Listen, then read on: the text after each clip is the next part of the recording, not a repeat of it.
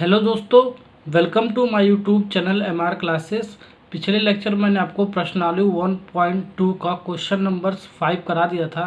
तो इस लेक्चर में आपको क्वेश्चन नंबर 6 से स्टार्ट करता हूं। तो चलिए स्टार्ट करते हैं। प्रश्न नंबर 6 आपका क्या कह रहा है, व्याख्या कीजिए कि ये जो आपका संख्या दे रखा है और ये जो आपका संख्या दे रखा है ये आपका भाज्य संख्याएँ क्यों हैं। ठीक है, तो चलो स्टार्ट करते हैं। पहला पार्ट आपका ये वाला है। ठीक है, ये वाली संख्या दे रखा है 7 गुणे 11 गुणे 13 प्लस 13। ठीक है, ये आपका संख्या दे रखा है और पूछ रहा है ये भाज्य संख्या क्यों है। सेकंड पार्ट आपका ये वाला पूछ रहा है 7 गुणे 6 गुणे 5 गुणे 4 गुणे 3 गुणे 2 गुणे 1 प्लस 5, ये आपका भाज्य संख्या क्यों है। यानी कि प्रश्न नंबर 6 में आपका कितना पार्ट है, पहला पार्ट ये है, दूसरा पार्ट है, 2 पार्ट क्वेश्चन है आपका। ठीक है, और दोनों पार्ट में आपको बताना है कि भाज्य संख्या क्यों है। ठीक है, इस क्वेश्चन का हल करने से पहले मैं आपको कुछ चीज़ें एक और बता देता हूँ। ठीक है, मैंने थ्योरी पार्ट में भी बता रखा था आपको। देखो, ये जो अभाज्य संख्या क्या होता है आपका और भाज्य संख्या क्या होता है। ठीक है, अभाज्य संख्या क्या होता है आपका, एक से तथा खुद की संख्या से जो आपका भाग चला जाए, यानी कि एक से और खुद की संख्या से आपका भाग चला जाए तो आपका क्या होता था, आपका अभाज्य संख्या होता था। जैसे कि 2, 3, 5, 7, 11, 13, ये सब मैंने आपको थ्योरी पार्ट में बता रखा हूँ, लेकिन एक बार मैं आपको फिर से रिकॉल करा दे रहा हूँ। ठीक है, कि आपको इस वाले क्वेश्चन में आपको इसकी ज़रूरत पड़ेगी। ठीक है ना, ये चीज़ आपको कॉन्सेप्ट नहीं आएगा तो इस क्वेश्चन को आप नहीं कर सकते हो। ठीक है ना, तो आपका अभाज्य संख्या क्या हो गया, 2, 3, 5, 7, 11, 13, 17, ऐसे आपका अभाज्य संख्या होता है जो आपका खुद की संख्या से कट जाए और एक से कट जाए। ठीक है, यानी कि भाग चला जाए। जैसे कि 2 सबसे छोटा आपका अभाज्य संख्या होता है। अगर जो आपका ऑब्जेक्टिव क्वेश्चन में यानी कि बहुविकल्पी वाले क्वेश्चन में आपका पूछ दे अब सबसे छोटी अभाज्य संख्या क्या है, तो क्या है आपका 2 है। ठीक है ना, तो अब देखो 2 आपका किससे कटता है, 1 से भाग चला जाता है और साथ ही खुद 2 से भी भाग चला जाता है, यानी कि 2 आपका अभाज्य संख्या है। ऐसे कोई सा भी एग्जाम्पल ले लो, आपको 5 ले लो। ठीक है, 5 1 से भाग चला जाता है और 5 से खुद की संख्या से भाग चला जाता है। 11 ले लो, 11 का आपका 1 से भाग चला जाएगा और 11 से भी भाग चला जाएगा। यानी कि कोई भी आप अभाज्य संख्या लोगे, ठीक है, तो 1 से भाग जाएगा और खुद की संख्या से भाग चला जाएगा तो वो आपका भाज्य संख्या हो जाएगा। यानी कि क्या कहने का मतलब है, यानी कि कम से कम 2 गुणनखंड होना चाहिए। देखो 2 गुणनखंड निकल आना, 1 निकल रहा और खुद की संख्या से, यानी कि 2 गुणनखंड इसका भाज्य संख्या होना चाहिए। यानी कि कहने का क्या मतलब है, अभाज्य संख्या होने के लिए कम से कम 2 गुणनखंड का रूप होना चाहिए, यानी कि 2 फैक्टर होना चाहिए। अब उसका उल्टा क्या होता है, भाज्य संख्या क्या होता है, इसमें 2 गुणनखंड होता था अभाज्य संख्या में, इसमें क्या है 2 से अधिक गुणनखंड निकले। अगर जो कोई भी संख्या दिया हो, ठीक है, उसका 2 से अधिक गुणनखंड निकले, ठीक है, तो हमारा वो क्या हो जाएगा, भाज्य संख्या। जैसे कि 4 आपका 1 से भी भाग चला जाता है, 2 से भी भाग चला जाता है और 4 से भी आपका खुद की संख्या से भी भाग चला जाता है।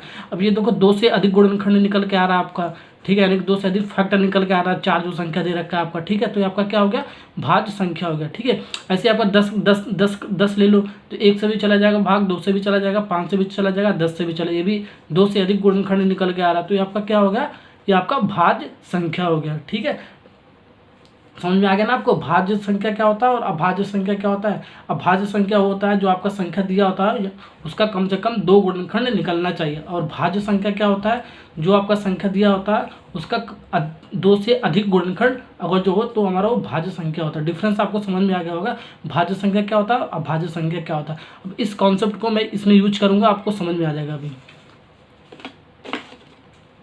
देखो पहला पार्ट आपका है 7 गुणे 11 गुणे 13 प्लस 13, ये आपको भाज्य संख्या क्यों दिखाना है। ठीक है, सबसे पहले इसको सॉल्व करते हैं। देखो क्या आ रहा है आपका, 13 आपका क्या है, दोनों में उभयनिष्ठ है, यानी कि कॉमन है, तो 13 को कॉमन ले लो, कॉमन ले लेते हैं। तो बचा क्या, 7 गुणे 11, 13 को कॉमन ले लिया तो 1 बच जाएगा आपका, प्लस 13 को यहाँ से कॉमन ले लिया, प्लस साइन है तो 1 बच जाएगा। इसको सॉल्व करो, देखो कितना आ रहा है आपका 13, 7 का 11 से मल्टीप्लाई करोगे 77, ठीक है, इंटू 1 करोगे तो 1, फिर ये क्या आपका, ये प्लस इसमें है, ठीक है, ये आपका गलत हो गया, ये आपका प्लस इसमें, देखो कॉमन ले रहा हूँ ना तो प्लस इसमें आएगा आपका ये, ठीक है, +1, ठीक है ना। देखो यहाँ पर आप गलत हो गया था, एक बार फिर से मैं आपको समझा देता हूँ। 7 गुणे 11 गुणे 13 प्लस 13 आपका, 13 को हमने उभयनिष्ठ आपका दोनों में तो कॉमन ले लिया, तो 7 गुणे 11 गुणे 1, ठीक है, एक ये वाला जो 13 से हमने कॉमन लिया, प्लस साइन है तो प्लस साइन हमने 1 रख लिया। ठीक है ना, अब इसको सॉल्व करोगे, ठीक है ना, तो क्या निकल के आएगा, 13 तो आपका बाहर है, 7 गुणे 11 यानी 77 गुणे 1 प्लस 1 है तो प्लस 1 हमने लिख लिया, ठीक है ना। अब इसको सॉल्व करो, देखो क्या आ रहा है आपका 13 77 प्लस 7 गुणे 77 गुणे 1 यानी कि 1 हो जाएगा आपका, ठीक है, प्लस 1, ठीक है। अब इसको सॉल्व करो, इसको सॉल्व करेगा तो आपका क्या आएगा, ये 78 आ जाएगा, 13 गुणे 78, ठीक है। इतना आपका निकल के आ जाएगा वैल्यू ये, ठीक है, इसका फैक्टर के रूप में, ठीक है, गुणनखंड के रूप में। इसको अगर सॉल्व करोगे, सरल करोगे यानी कि सिंप्लीफाई करोगे तो आपको गुणनखंड के रूप में इतना आपका आएगा।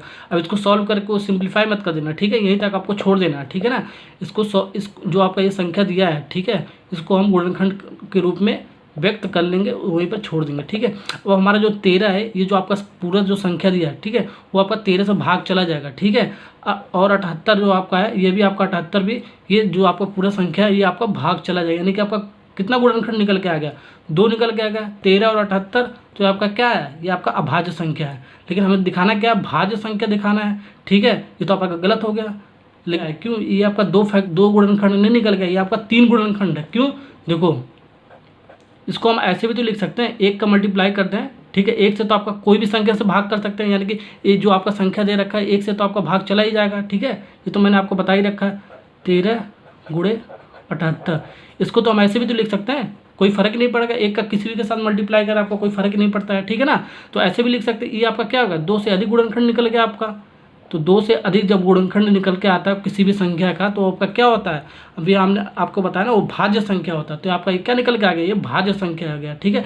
ये देखकर आप ये मत कह देना कि ये अभाज्य संख्या है, ठीक है ना, ये आप मिस्टेक हो जाएगा, ये गलती बच्चे कर देते हैं, ठीक है ना। तो आपका क्या निकल के आ गया, ये 1 से मल्टीप्लाई कर दोगे इसमें, तो 1 से मल्टीप्लाई करोगे तो उसका कोई फर्क ही नहीं पड़ता है, ठीक है। जाहिर सी बात है, किसी भी संख्या को आपको जो 1 से आपका भाग चला जाता है, कोई भी संख्या होता है आपका 1 से भाग आपका कंप्लीटली चला जाता है, ठीक है। तो ये आपका क्या हो गया, 2 से अधिक गुणनखंड निकल के आ गया, तो हमारा ये भाज्य संख्या हो गया, ठीक है। अब इसको एक स्टेटमेंट में लिख कर बताना भी पड़ेगा, अतः 2 से अधिक गुणनखंड रूप होने के कारण, ठीक है, देखो 2 से अधिक गुणनखंड रूप होने के कारण जो हमारा ये संख्या दिया है वह एक भाज्य संख्या है, ये हमने व्याख्या कर दिया। ऐसे हम सेकंड पार्ट भी सॉल्व करते हैं, इसको सिंप्लीफाई करके गुणनखंड के रूप में लिखते हैं, उसके बाद उसको व्याख्या कर देंगे हम कि ये गुणनखंड, ये आपका क्या है, भाज्य संख्या है, ठीक है। इसको सॉल्व करते हैं सबसे पहले, ठीक है ना। सबसे पहले इसको ऐसे उतार लो, 6 गुणे 5 4 इंटू 3 इंटू 2 इंटू 1 प्लस 5, ठीक है। 5 आपका क्या है, दोनों में कॉमन है, वनिष्ठ है, तो उसको क्या ले लो, कॉमन ले लो, वनिष्ठ है ना, तो इसको कॉमन ले लो, 5 को मैंने दोनों में कॉमन ले लिया, तो क्या बचा, 7 गुणे 6 गुणे 5 गुणे 4 गुणे 3 गुणे 2 गुणे 1, ये 5 हमने यहाँ से कॉमन ले लिया, तो 5 आपका नहीं रहेगा, ठीक है ना, ये मत लिख देना, ठीक है ना। तो 5 हमने तो कॉमन ले लिया है, ठीक है। और क्या बचा रहा था, +1, तो +1, ठीक है। 5 यहाँ पर नहीं रहेगा, ठीक है ना, ये 5 नहीं रहेगा, ओके। 5 तो हमने कॉमन ले लिया, इसलिए 5 हमने हटा दिया, यहाँ से 5 आपको हटा दिया, ठीक है ना। तो यहाँ से 5 आपको यहाँ से हटा दिया, मैंने कॉमन ले लिया, ठीक है। तो ये 1 बच जाएगा आपका, ओके। अब इसको सॉल्व करो, देखो क्या आ रहा है आपका, इसको सॉल्व करोगे 7×6 42, ठीक है, 5 बाहर है आपका, 7×6 42, ठीक है, 4 3 12, 12 में 24, 24 गुणे 1 यानी कि 24 ही आएगा, और प्लस आपका क्या है 1। अब इसको सॉल्व करो, देखो कितना आ रहा है आपका, इसका मल्टीप्लाई इसके साथ करोगे तो आपका आ जाएगा 1008 प्लस 1, इतना आएगा, ठीक है ना। अब इसको सॉल्व करो, देखो कितना आ रहा है, इसको सॉल्व करो, 5 गुणे 1009, ठीक है, 1009 आ गया। इसको ऐसे भी लिख सकते हैं, 1 गुणे 5 गुणे 1009, ठीक है। ये तो आपका 1 से 2 से, ये आपका क्या आ गया, 2 से अधिक गुणनखंड आ गया आपका, ठीक है। 2 से अधिक गुणनखंड आने के कारण क्या हो गया आपका, देखो 1 2 3 गुणनखंड आ गया ना आपका, जो ये आपका संख्या दिया था, यानी कि 2 से अधिक गुणनखंड आने के कारण ये आपका जो आपका संख्या ये दिया आपका भाज्य संख्या हो गया, ठीक है ना। तो लिखेंगे स्टेटमेंट, अतः 2 से अधिक गुणनखंड रूप होने के कारण जो आपका ये संख्या दे रखा है यह भाज्य संख्या है, ठीक है। ये क्वेश्चन आपका कंप्लीट हो गया, एकदम सरल लैंग्वेज में मैंने आपको समझा दिया, ठीक है ना। अब क्वेश्चन नंबर 7 पे चलते हैं।